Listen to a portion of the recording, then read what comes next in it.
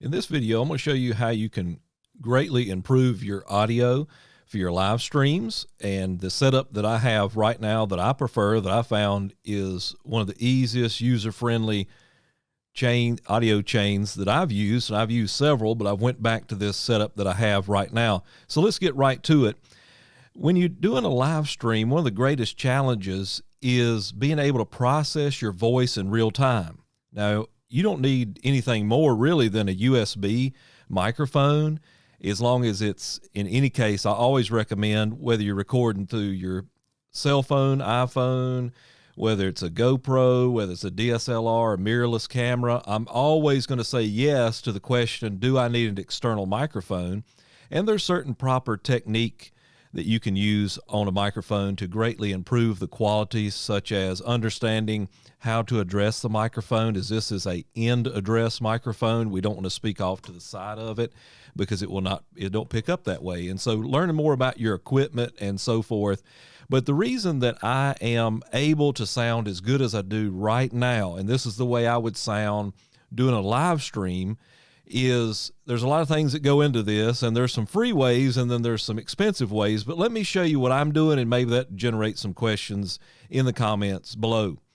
Well, the chain that I'm using right now to allow me to sound like this in real time is a RodeCaster Pro, and this is the microphone. It's about $230. I do have a windscreen on it in a shock mount on a boom arm so I can get it close to my mouth. It is a broadcast dynamic microphone, meaning that it's very gain hungry, and it's a very quiet, passive microphone, and so I need to get up on the microphone, as they say, hang 10, but actually I'm a little closer than that because I want to get the best sound. And that is going through my microphone here, the RodeCaster, and it is traveling XLR, and I want to show you now my setup, and it's going XLR to the RodeCaster Pro. Now, I had one of these before, and I sold it to a missionary friend of mine, and I was trying some other equipment, and I'm going to tell you, I missed the RodeCaster Pro. I actually ordered another one, and so this is my second one, and I'm very pleased with it. It's easy. You plug it up, set the audio process, and what makes this great. So let's go over that right now. So you can see on the mixer, if you will, there's a lot of things that you can do, but let's keep it simple on this side. We have 4 XLR inputs, so you can have up to 4 microphones that are plugged in. On the back, I'm coming off. I'm using this as an audio interface into my computer and into OBS. And there I've set a limiter so I do not clip, and that means distortion, as you may or may not know. Now, I'm on channel 1, and so what I've done is I have my meters, and this is actually what you do want, is I'm coming in about negative 15 dB, which is about where you want it. That's a good setting, so I'm not distorting. If I hit this button here, I can go in. Let me back it up, which you'll see first. Go into channel 1. You can see I set my microphone to the RodeCaster. It clicked me off there for a minute because I hit the wrong button. Is the RodeCaster. And so I want to make sure that is engaged. All right, so RodeCaster.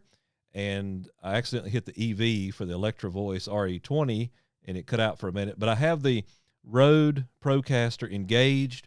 A lot of that has to do with whether your microphone is going to be a condenser microphone or a dynamic, and you could look that up to see. A dynamic microphone is quieter. I recommend that for if you have a room that's not treated. I do have some audio treatment in front of me, and so I do still use a dynamic microphone. A condenser microphone is going to pick up everything in the room, which can be good or bad, more detail in your voice, but it's going to introduce a lot of ambient room noise as well if you don't have a proper treated room. So, all right, I got RodeCaster, and then I'm going to go over to the levels. You can see my levels within these green brackets. I've got it set on about a 35, works for me. I keep it a little on the low side because I could boost it in post, but we're talking about live streaming, so we don't want to clip and distort. And so I found about 35 is a good range where I'm falling in between there, the green lines, as you can see. I do not have phantom power engaged because this is a dynamic microphone. A dynamic microphone does not need phantom power, okay? And if you're wondering, you do not need a cloud lifter is what I'm trying to think about with the RodeCaster Pro. All right, I've had a cloud lifter. I've plugged it up, which it will give you, 25 plus dB of gain, clean gain, so you don't introduce a lot of room noise. So it's not going to hurt to plug that in, but I sold mine once I got my RodeCaster Pro, and you don't necessarily need it unless you're really into audio and you don't want to introduce a lot of noise, a lot of that you'd pick up on studio microphones. You're not going to have any problems with that. And then we back up and we have our voice. So I've got mine set to medium, and most people would set theirs to medium voice tone. And then if we go back to the strength, I put medium voice on that as well. And you can change these around. I don't know if you can tell the difference. If I have a soft, it kind of adjusts toward your, actually, I don't sound bad either, but I put it back on medium, just a happy medium. Now, here's where the magic happens is with Rode, what you're really paying for is this Aphex and these preamps. And this is what makes it great for live streaming. If I go back to the audio processing here, see in real time, as you're hearing my voice right now, if I'm doing a live stream, this is how I'm going to sound on that live stream. And you're able to do that through the RodeCaster Pro. So you can see I've got several things engaged. They make it super easy. I know how to set the parameters on the other end, but what I like about the RodeCaster Pro, you can turn them off or on with processing. It allows you to have a compressor, a de-esser, noise gate, high pass filter, and it does have these Aphex, which is this one right here, aural exciter, which accentuates the top end of your voice, kind of give it that crispiness that you hear right now. And if I turn that off, you can tell that it's not as bright on the top end. All right, and so that may or may not sound good on my voice, but I'm just showing you for an example. Big bottom gives you that boomy, bassy radio sound. If I turn that off, that's what it sounds like. If I turn it back on, that's what it sounds like. Now, if I was to go over here and take off processing, here's where the RodeCaster Pro really shines. If I turn this off, then this is the microphone and what it sounds like. Of course, I know it's quieter, and because this is just a plain microphone, XLR, RodeCaster Pro, dynamic microphone coming into the RodeCaster Pro, and this is what it sounds like with no real-time process. And it sounds okay. Of course, it's a little quieter, but as I turn it on, the processing on, this is what it sounds like when I engage the processing, the compressor, the de-esser, the high-pass filter, the noise gate, the big bottom, the aural exciter, and all those things. So that is what you could sound like. And something else I want to show you is, I have a link to in the description below to all the equipment that I'm using right now.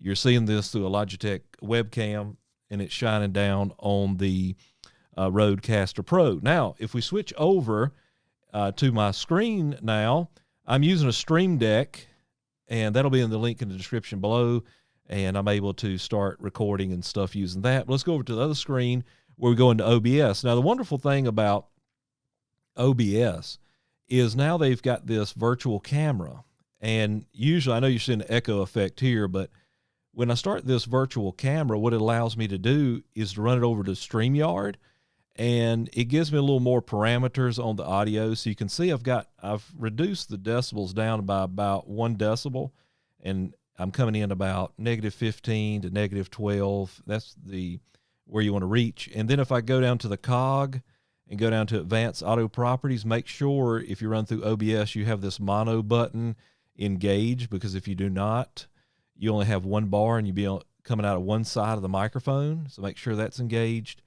And then you want to go to filters, and you can see I have run 1 filter here, which is a limiter, and I set that to -3 dB. That way, no matter how loud I get, it will not clip. All right, it'll stop it at -0 is clipping right here. 0 is clipping. So the furthest I'll allow it to go with the limiter is 3 dB. Now, if you set the default, I think it sets it to 6 dB, which that's fine too. I set mine to 3, which is fine. Either one is all right. I wouldn't go any further than that. Either 3 or 6. Let me see if I can get it. There we go. All right. So that is kind of a run through of my setup. Again, the RodeCaster, this is a broadcast dynamic microphone with a shock mount in case I bump the desk. I've got the foam cover on here to avoid plosives and that wind that burst out of my mouth when we say P's and so forth. I have that on the PSA1, I believe it's called, the Rode boom arm, so I can get that microphone good and close to my mouth like it's designed to be. And that's running XLR down here to the RodeCaster Pro, and I'm processing in real time with all the effects on the RodeCaster Pro, and then that is going to my computer into OBS, wrong screen, going into OBS, and in OBS, I'm able to adjust the parameters a little bit more with the audio, and then I can start my virtual camera, bring it over into StreamYard, and greatly improve my audio, and you can do the same thing as well. If you have any questions, be sure to reach out to me in the comments below, and in the meantime, this is David Toller with Supplemental Seminary.